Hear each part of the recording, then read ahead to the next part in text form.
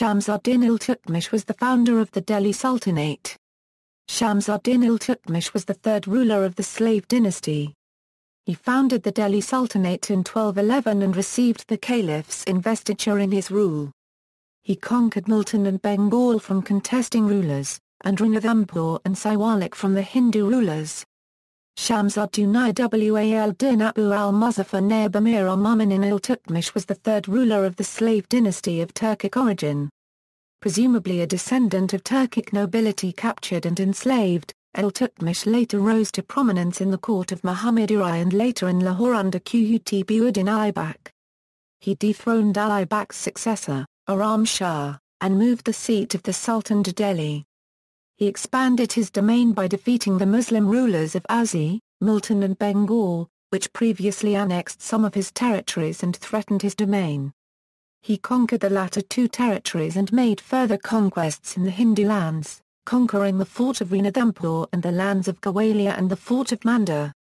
He instituted many changes to the Sultanate, reorganizing the monetary system and the nobility as well as the distribution of grants and fiefs, and erected many buildings, including mosques, khanqahs, dargahs and halls for pilgrims. Shams ad-Din Iltutmish founded the Delhi Sultanate and much strengthened the power of the slave dynasty and of Islam in the India, although his kindred and heirs were not as politically gifted, with no ruler comparable to him in the area until the time of Ghiyas ad-Din Balban. Name and tutelage. The name Iltutmish is a Turkic name.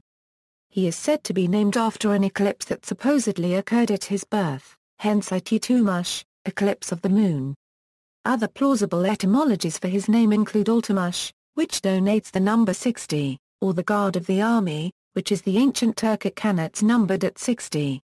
He is often referred to as Iltutmish, which is most likely an Arabic variation of his Turkic name. The title Shams ad-Din wad-Din is a royal laqab of the time, translated as Son of the World and, of the Faith, which he used once he was established Sultan at Delhi. Subsequent to the investiture by the Caliph, he was also addressed by the title Yamin Amir al-Mu'minin, the right-hand man of the Commander of the Faithful, or as Naib of the Commander of the Faithful, which is the Caliph. Early life and career. Shams ad-Din belonged to the tribe of Ilbari in the Eurasian steppe of Turkestan. While his association with the Turkic nobility of that tribe confederation can be seen as dubious and anachronistic, it is possible that he was indeed high-born. He was sold into slavery at an early age, reportedly after being sold by his kinsmen to slave merchants. The motif was for being handsome and particularly intelligent that Iltutmish caused jealousy among his brothers that were all around the steppe, supplying Turkic slaves as soldiers to the military elite of the Muslim world of the time. He was taken to the great slave market of Bukhara, and later to Azzi, which was the western capital of the Urid dynasty, where he was purchased to the court of the Sultan, Muhammad Uri Sam, a notable Muslim ruler of the time. Earning some reputation in his court, he was quickly appointed personal attendant of the Sultan. Muhammad's deputy and former slave, Kitab ad-Din Aibak, then viceroy of Lahore, sought to procure the slave. Due to the Sultan's refusal to sell his slave to his nobles, it was decided that Iltutmish be taken to Delhi, and there bought by Aibak, so that the Sultan's orders may not be violated in his own capital. Aibak bought Iltutmish and another slave for the high price of 100,000 tankers, the silver coin used in Muslim India.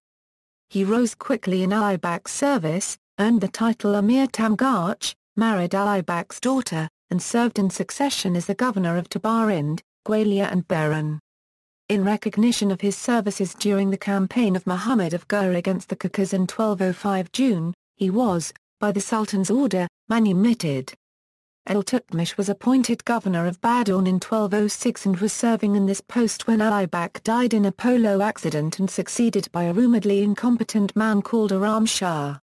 Subsequently, a group of noblemen invited Iltutmish to stake his claim on the Indian dominions of the Urids.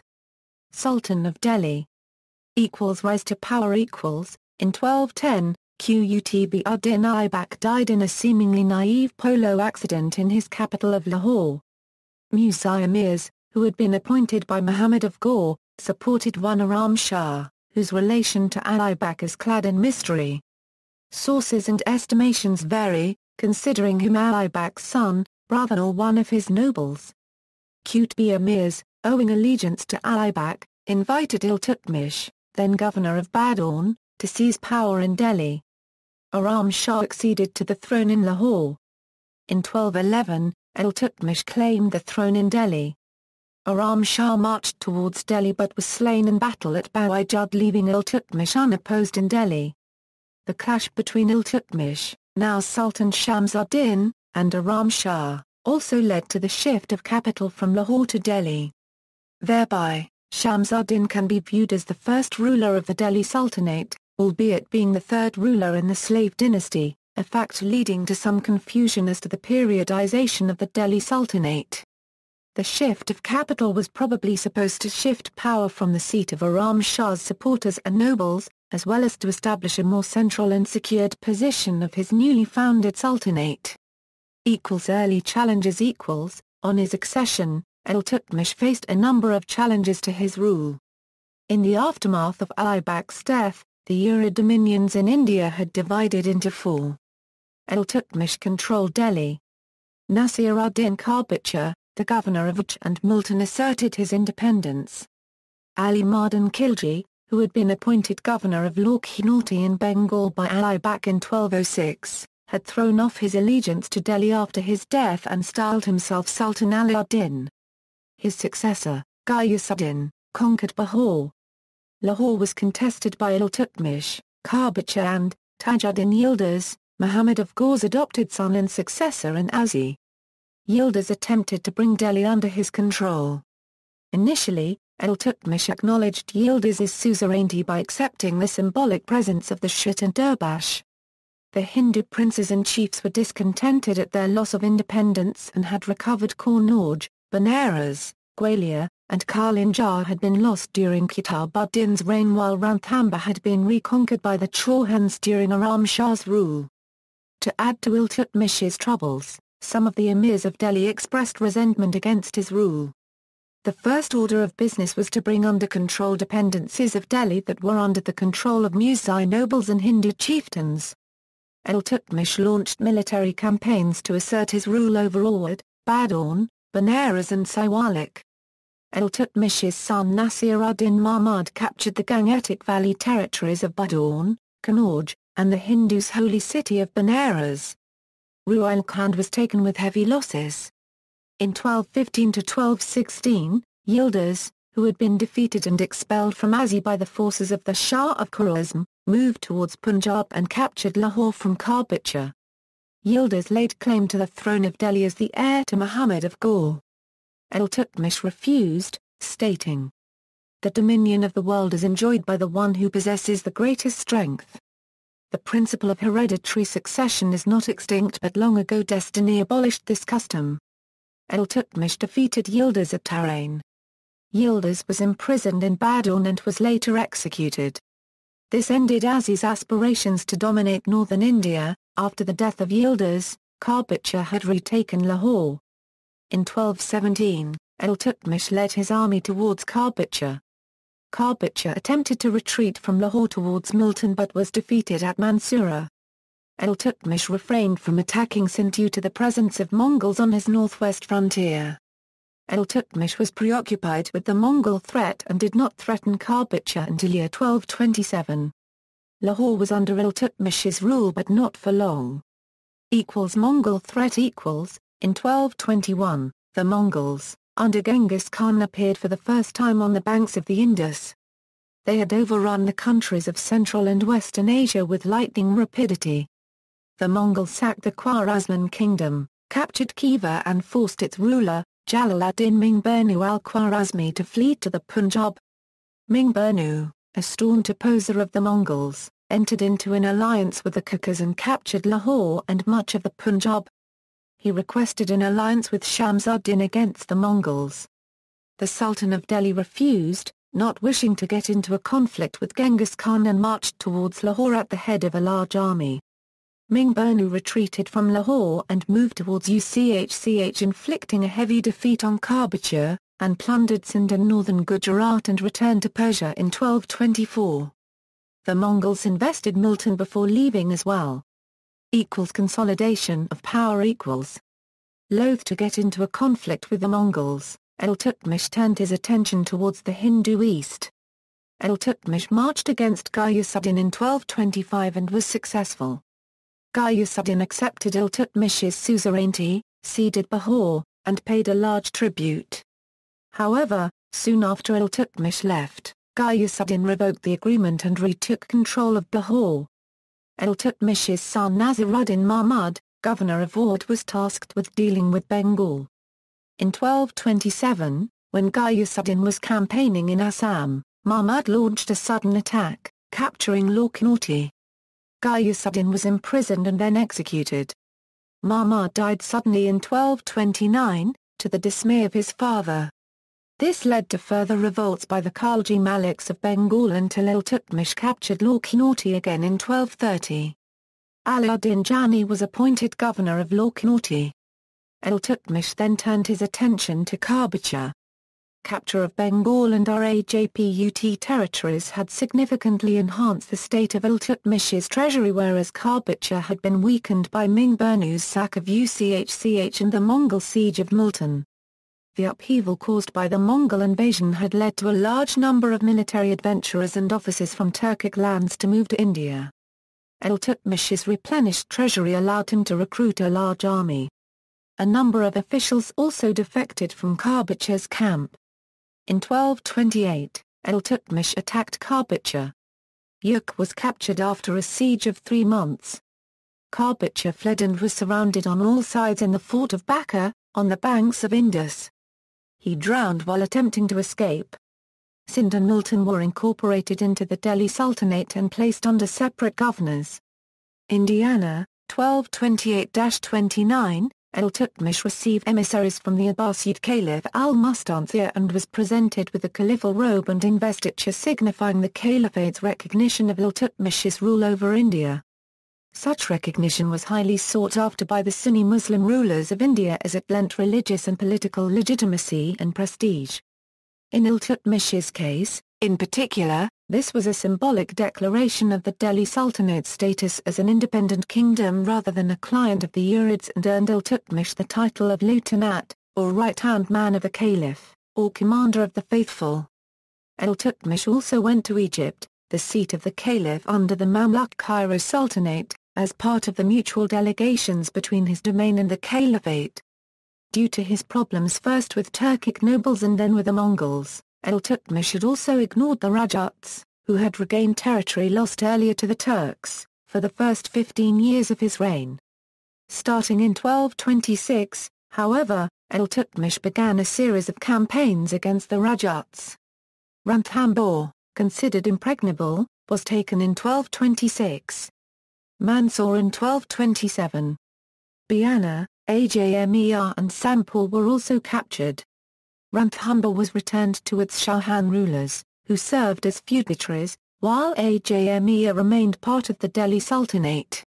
Nagar was captured in 1230 and Gwalior was captured in 1231 after a 1-year siege. Iltutmish's army was forced to retreat with heavy losses from Gujarat by the ruling Chalukyas.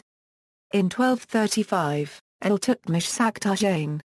Civil administration architecture During his dominion in Badaun, Iltutmish built the city's fort and the Jama Masjid of the city, which remained the biggest and most famous mosque in medieval India until the expansion of Delhi's Jama Masjid in Alauddin's time, and is still second largest with the largest mosque dome. Shamsuddin built several khanqahs and dargahs for Sufi saints, as Sufism was dominant in the Deccan. He commenced the structure of Hamid-ud-Din's Kanaka, and built the Gandhak-i a stwell for the Sufi saint, Qutbuddin Bakhsh Kaki, who moved to Delhi during his reign. Near the Gandhak-i Shamsuddin also built the Hawz-i-Shamsi, a water tank, which he erected in 1230 after the Prophet Muhammad was claimed to have appeared in his dream and led him there. Iltutmish claimed to have found the footprint of the Buraq, the Prophet's mount, at the site. The site also encompasses the Janaz Mahal standing on its edge, used by later Mughal emperors.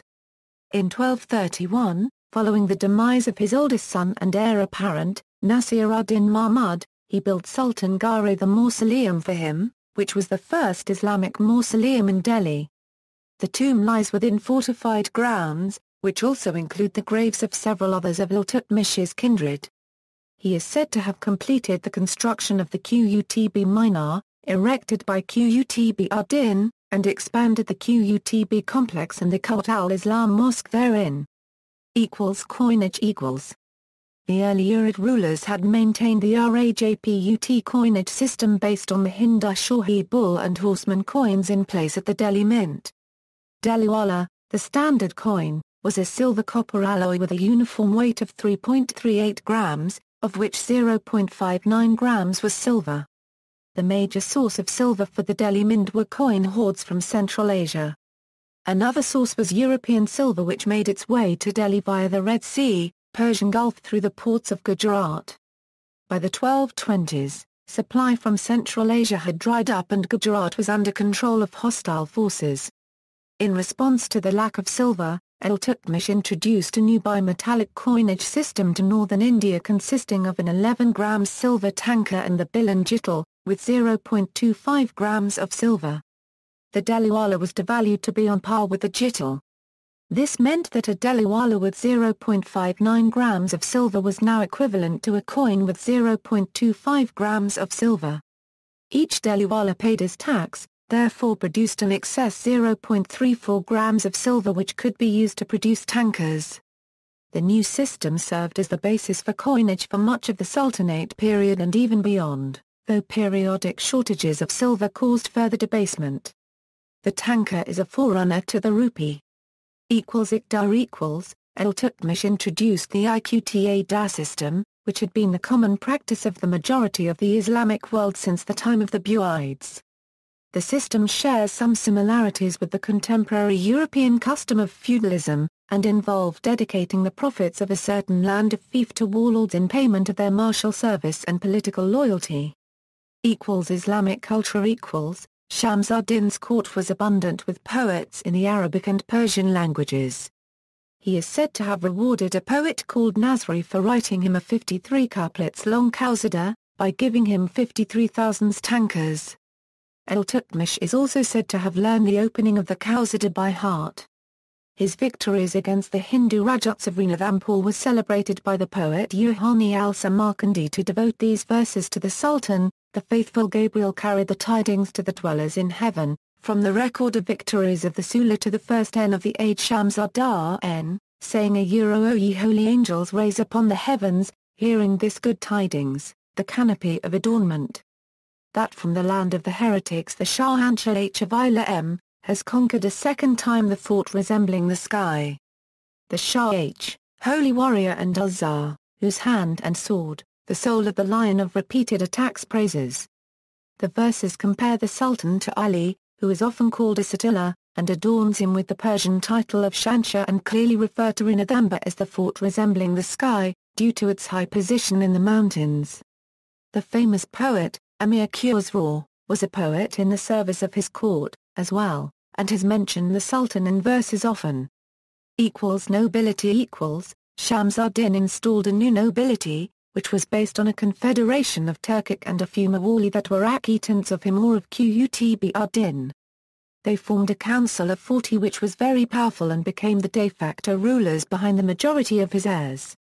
Death and succession. In 1236 Iltutmish died, and was buried in the Qutb complex in Miruli. The death of Iltutmish was followed by years of political instability at Delhi.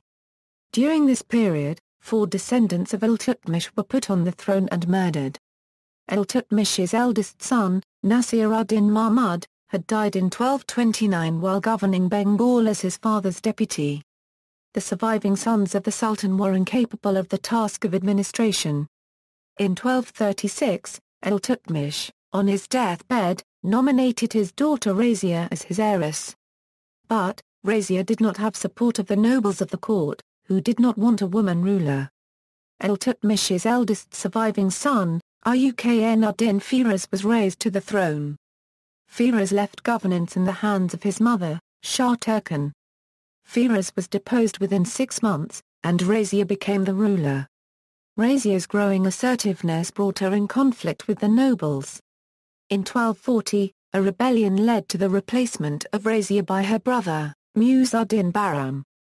Bahram ruled for 2 years before he was overthrown in favor of Firoz's son, Ali ad-Din Masud in 1242.